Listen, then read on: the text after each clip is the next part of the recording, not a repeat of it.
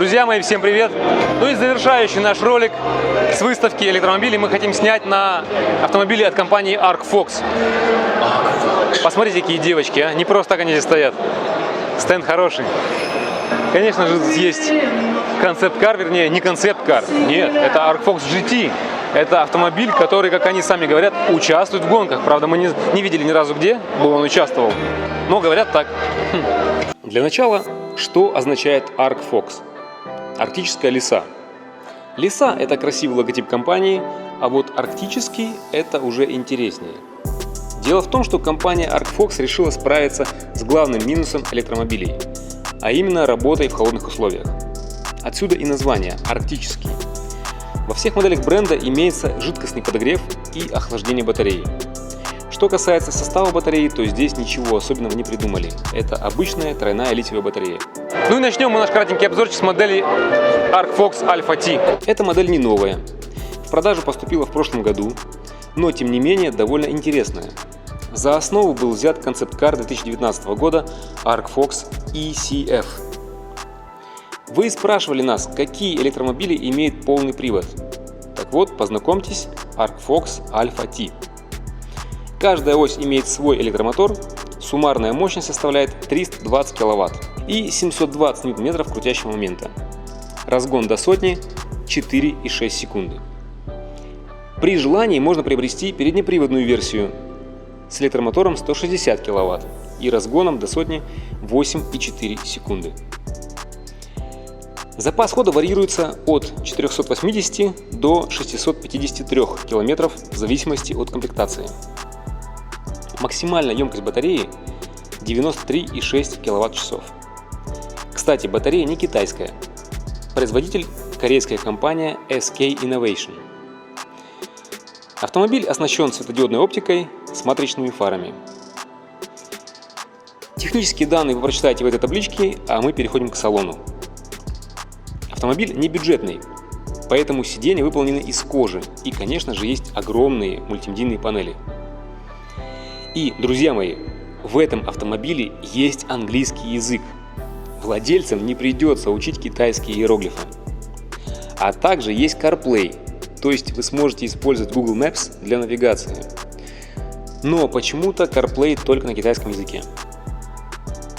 Есть автопилот, круиз-контроль, автоматический парковщик, в общем, все в трендах 2020-2021 года. Минимальная стоимость 241 900 юаней, максимальная 319 900 юаней. А теперь перейдем к модели Alpha S. Открою вам секрет. На эту модель мы уже сняли подробный обзор и сделали тест-драйв. Поэтому много рассказывать здесь не буду. Все подробности в одном из следующих выпусков. Итак, Alpha S – это флагманский седан компании Arcfox. Это такой же арктический электромобиль, как и Alpha T.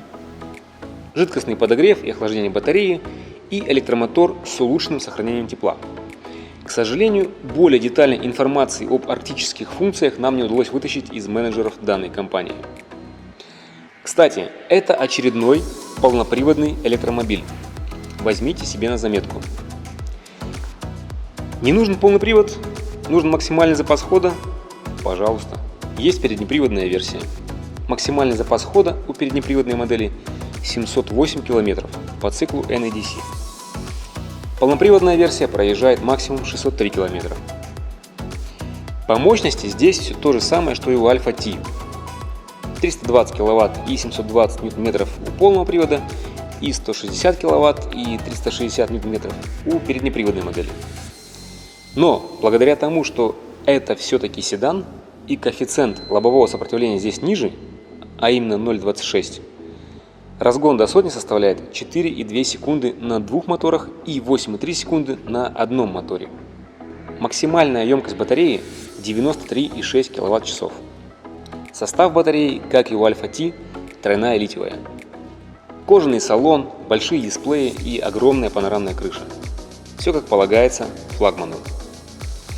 Дизайн, как внешний, так и внутренний, шикарный.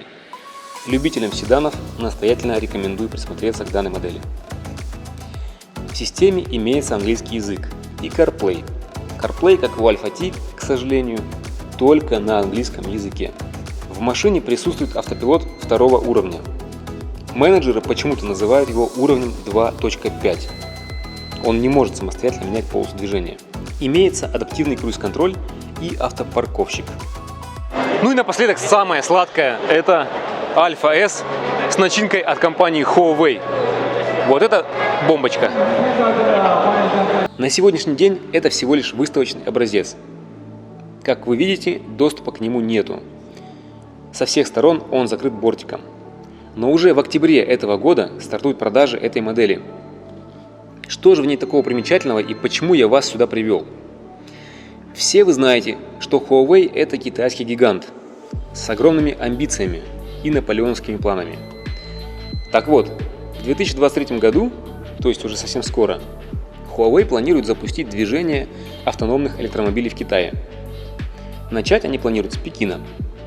На сегодняшний день в Пекине уже выделена одна дорога для тестовых испытаний. Ну и, конечно же, теми счастливчиками, кто в полной мере сможет вкусить прелесть полноценного автопилота, будут владельцы электромобилей с начинкой от Huawei. Что же касается Alpha S Huawei, то здесь уже установлены лидары, что автоматически дает ему 4-й уровень автопилота. На борту установлена система Harmony OS.